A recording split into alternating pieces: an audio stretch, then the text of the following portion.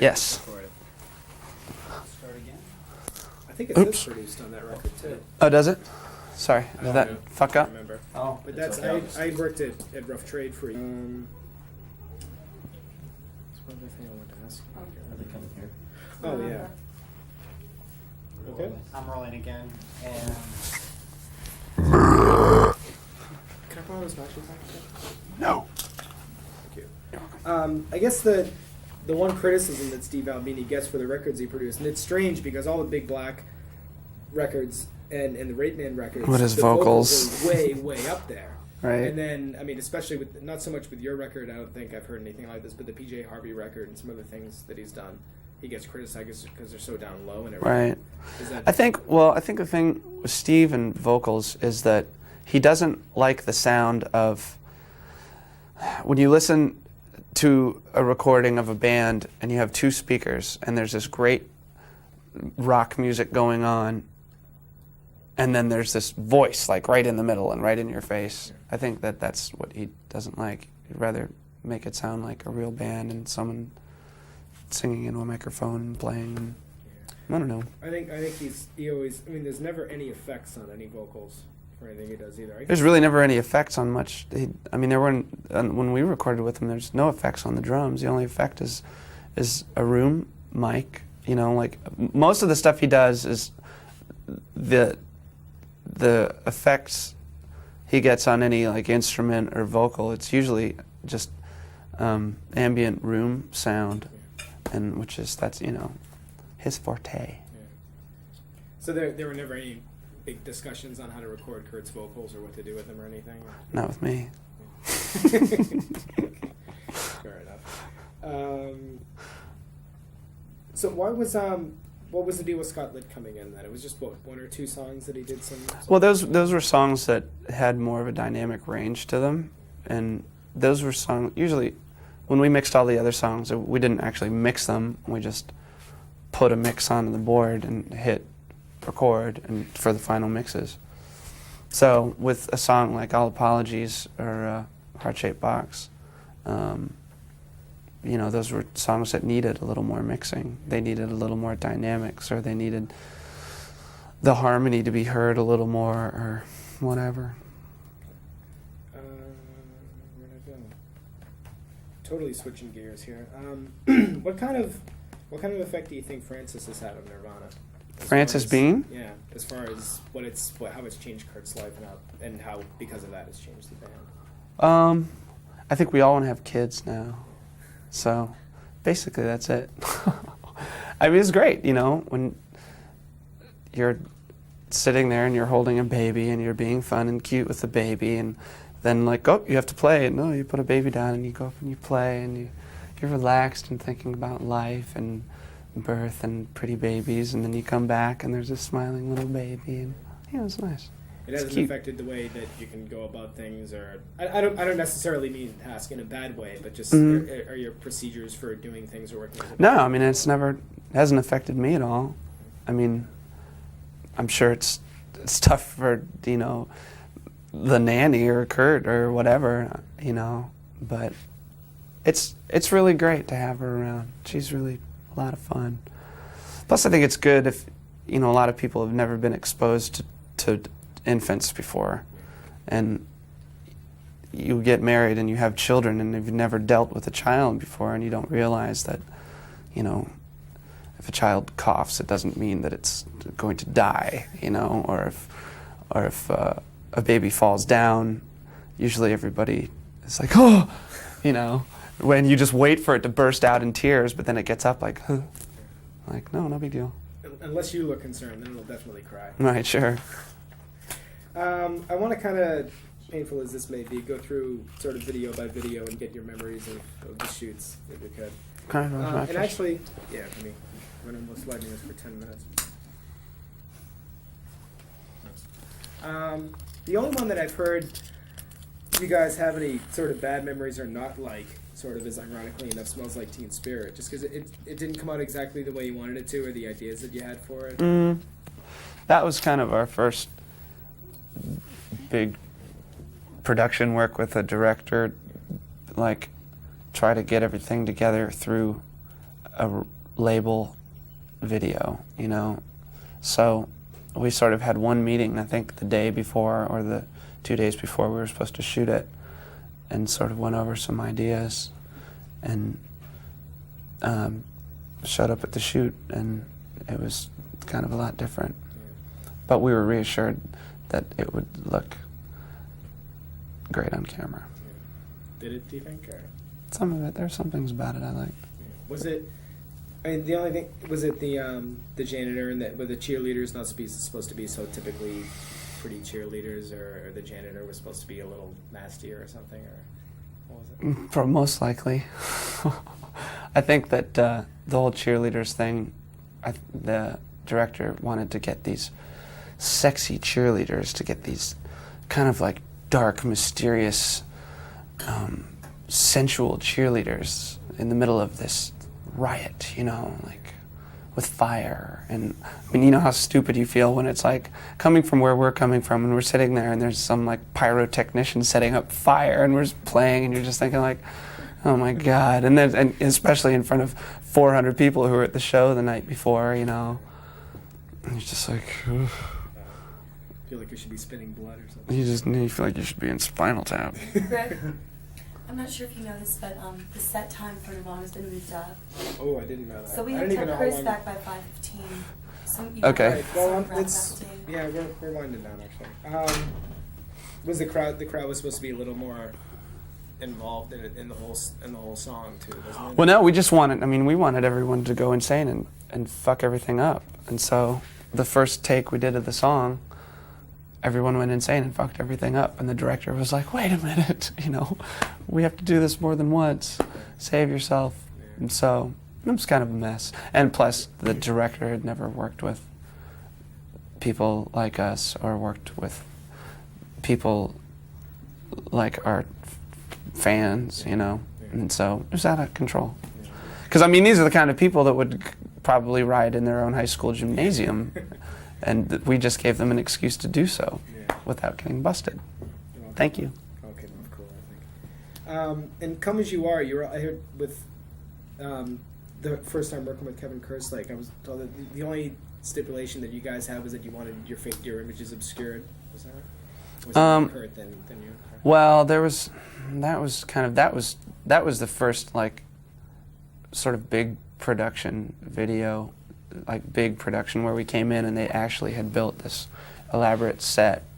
It was very grand and very it was really beautiful, and there was like thousands of gallons of running water all over the place, and a huge chandelier, and I remember Kurt swinging from the chandelier, and he had on this like harness or something. I just remember him saying like, "Let me down, I'm gonna puke," and I guess Kevin saying like, "Oh, just one more minute," or something, swinging from the chandelier. He wasn't feeling well going into that, was he? No, it was okay when we all went in there. I mean, we were kind of amped to do this thing, and plus when we walked in and saw how great it was. Plus, I think that was the first time, or no, well, we weren't used to having makeup put on us at that time too.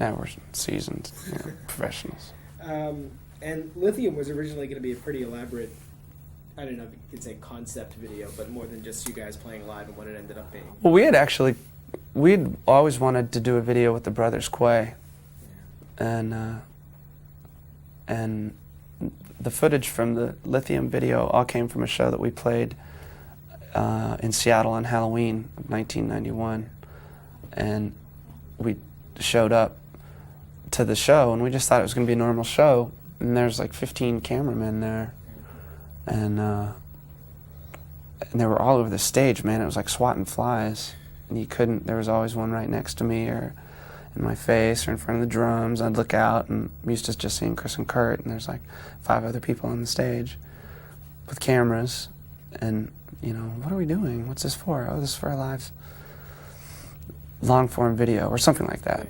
I don't even know what it was for. And then I guess it all got shot to shit, and we ended up just using it for Lithium with some stuff spiced in from Dave Markey's footage of the Sonic Youth Tour. So, So that actually kind of so- cursed us, because now when people come and see us play, they think every song we're going to destroy our equipment. So, break something, you know, please. So they were there the whole show then, it wasn't just for Lithium. What do you mean? The cameras. Yeah, they were there for the whole thing. For In Bloom, whose idea was the Ed Sullivan gag? And can you tell us who the guy was that played the host? That's Doug Llewellyn from People's Court. How cool is that? We tried to get that encyclopedia kid, remember me? But he was sick. So that would have been pretty much the greatest. But I'm sure people would have gotten twice as sick of it if he was on it. I think it was Kurt's idea to do the Ed Sullivan thing. I don't remember. He had a report due on space. Exactly.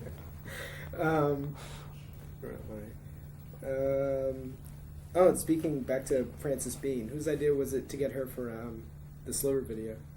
Oh, we did that in Kurt's garage, and so we did a bunch of stuff just playing to a boom box, and then I don't know. Then I left. And then when I saw the final cut, you see Frances kind of dancing. It was funny. Is that, this is something I didn't think of before. Is that kind of weird for you to drum sync to something that you didn't play? Did that feel kind of weird? A little bit, yeah. I mean, we couldn't play at any volume in the garage because the neighbors would complain. So I put a T-shirt inside of the snare drum, and I'm not even hitting the drums, really. I'm just faking it. This was just stupid and silly and fun. It was like playing with a broomstick in front of a mirror or something. How much, actually, this is, I guess, for all the videos, how much do you and Chris have to do with, I guess the most elaborate one you've made is Heart-Shaped Box. Mm-hmm. How much do you have to do with what goes into that, or is that pretty much Kurt and the director? A lot of it is Kurt and the director, and we talk about it. If Kurt comes up with an idea, he'll tell us about it. And, he comes up with some really great ideas. And so most of his ideas are just, they're great, they're fitting, and they're perfect, and they're really moving images. And so you show up to a set, and it is true, when you look at something, when you go to a video shoot and you see this elaborate set they've built, and you think, wow, that's really great, but it never seems to look the same on camera. The Heart-Shaped Box thing was just amazing. And Anton Corbin, the guy that did the video, he's great. He's really something else. He's an incredible photographer. And he just captures really striking image, and he's really great. What did you think when you came in and saw the hanging fetuses and the Oregon woman? And I said, right on, man. More, maybe we'll get shot next time we go to Florida.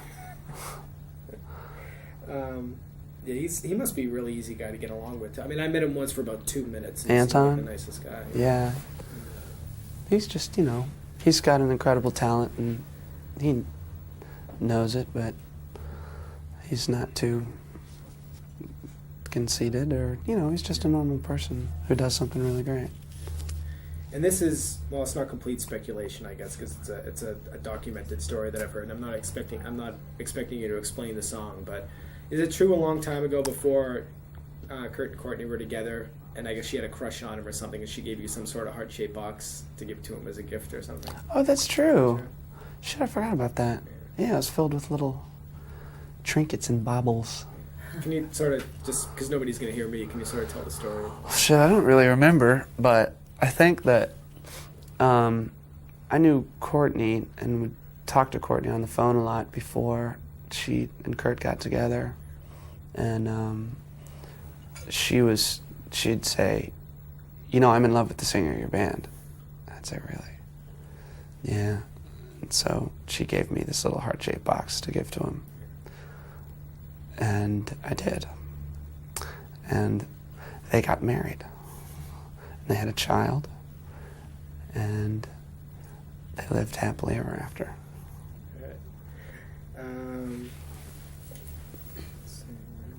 What over that? Yeah, I know. Well, I've actually already asked a couple of these, and I'm getting to that.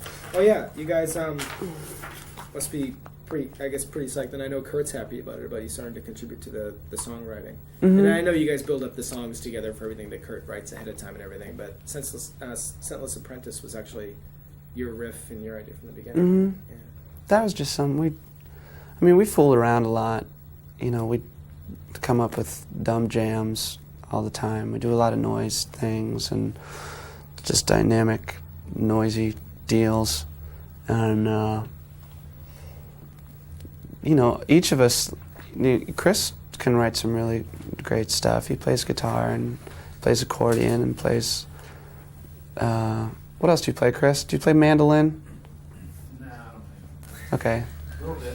But Not as good as Peter Buck. we all just kind of fool around, and when it comes to practicing, sometimes we'll say, hey, play this. And I don't know. Songwriting in the band is just kind of, most of the times, you know, Kurt will start playing something. Sometimes I guess he'll figure something out at home and bring it in. Sometimes he'll figure something out while we're playing it.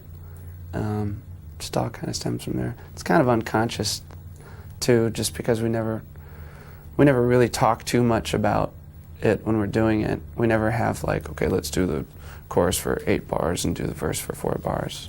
Sometimes we do, but for the most part it's just, you know, I mean, it's like pop music. It's not like a Rush song or anything, so there's no sheet music, or just pretty simple. That's actually it.